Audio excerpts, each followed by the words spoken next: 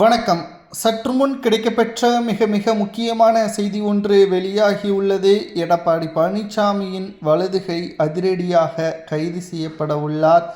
அதிமுகவின் ஆட்சி காலத்தில் ஒட்டுமொத்தமான ஊழல்களையும் முறைகேடுகளையும் எடப்பாடி செய்தார். நேரடியாக அவரால் அதை செய்ய முடியாத காரணத்தினால் அவருக்கு பினாமியாக 3 முக்கியமான நபர்கள் இருந்தார்கள். கொடநாடு வழக்கிலும் தப்பித்தது அப்படித்தான்.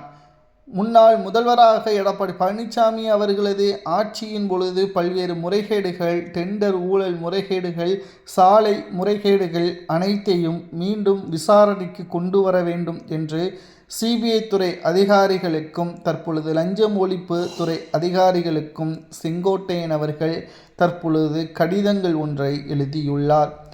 அமைச்சராக இருக்கக்கூடிய செங்கோட்டையன் அவர்கள் அதிமுகவின் ஆட்சியில் தனக்கு எதிராக பல்வேறு சதித்திட்டங்களையும் எடப்பாடி தீட்டினார். தன்னை அதிமுகவிலிருந்து விலக்குவதை மட்டும்தான் எண்ணமாக வைத்திருந்தார்.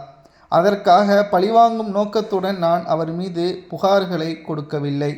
தவறு செய்தவர்கள் யாராக இருந்தாலும் அதற்கான தண்டனைகளை பெற வேண்டும். தற்பொழுது எடப்பாடி பழனிசாமி அவர்கள் கடந்த ஆட்சியில் சாலை முறைகேடு, கொடநாடு வழக்கு போன்றவைகளில் முக்கியமான நபராக அக்யூஸ்ட் நபராக இருக்கிறார். ஆனால் இந்த வழக்கு ஏன் இன்னமும் காலதாமதமாக நடக்கிறது?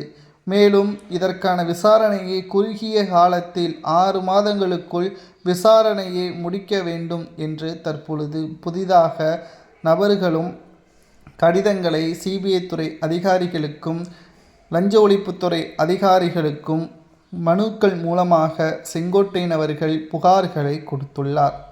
இதனால் எடப்பாடி பழனிசாமியின் வலதுகையாக இருக்கக்கூடிய 3 நபர்கள் தலைமறைவாக இருப்பதாகவும் அவர்கள் கைது செய்யப்பட்டு விசாரணைக்கு டெல்லிக்கு அழைத்து செல்லப்பட்டால் நிச்சயம் எடப்பாடி பழனிசாமி அவர்களது நிலைமை தலைகீழாக மாறிவிடும். அது மட்டுமல்ல, எடப்பாடி பழனிசாமி அவர்கள் கூண்டோடு கைது செய்யப்படுவார். திமுகவின் ஆட்சியே மிகப்பெரிய அளவிலான தோல்வியே தழுவியது போல எடப்பாடி பழனிசாமி அவர்களும் தற்பொழுது அதிமுகவிலிருந்து வெளியேறக்கூடிய ஒரு சூழலும் உருவாகும். அரசியல் களத்தில் பரபரப்பான சூழல் தற்பொழுது உருவாகியுள்ளது. 2026 சட்டசபை தேர்தலில் தோல்விற்கு காரணமும் எடப்பாடிதான். நிர்வாகிகளை எதிர்த்து தன்னிச்சையான அரசியலை எடப்பாடி நடத்தியதுதான் அதிமுகவின் தோல்விற்கு முக்கியமான காரணம் என்றும் புகார்களும் கொடுக்கப்பட்டுள்ளது. எடப்பாடி பழனிசாமி அவர்களுக்கு எதிராக செங்கோட்டையன் புகார்கள் கொடுத்தது சரியா? எடப்பாடியின் வலதுகையை கைது செய்தால் என்ன தண்டனை கொடுக்கலாம்?